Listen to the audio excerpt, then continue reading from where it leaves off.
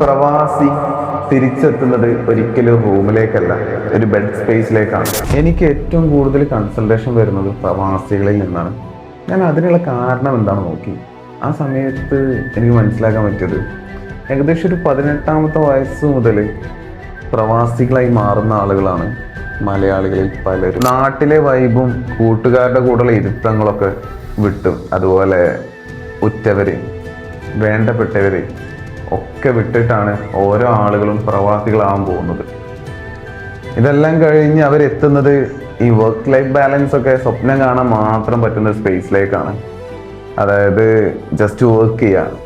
Machine ഇതിനേക്കാൾ വലിയ importance പലപ്പോഴും അവിടെ കൊടുക്കാറുണ്ട് എന്നുള്ളതാണ്. ഇതെല്ലാം കഴിഞ്ഞൊരു പ്രവാസി തിരിച്ചെത്തുന്നത് ഒരിക്കലും റൂമിലേക്കല്ല, ഒരു ബെഡ് സ്പേസിലേക്കാണ്.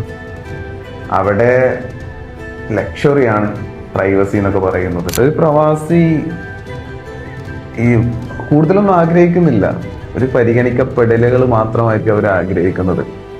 അവരെ ഒന്ന് കൺസേൺ ചെയ്യുക. ഈ കൺസേൺ ചെയ്യാന്ന് പറഞ്ഞാൽ ഭയങ്കര വലിയ കാര്യങ്ങളൊന്നും ചെയ്യാന്നുള്ളതൊന്നുമല്ല. ചിലപ്പോൾ ഒരു കോൾ എടുത്ത് ഒരു 5 മിനിറ്റ് സംസാരിക്കുന്നതാവാം അത്.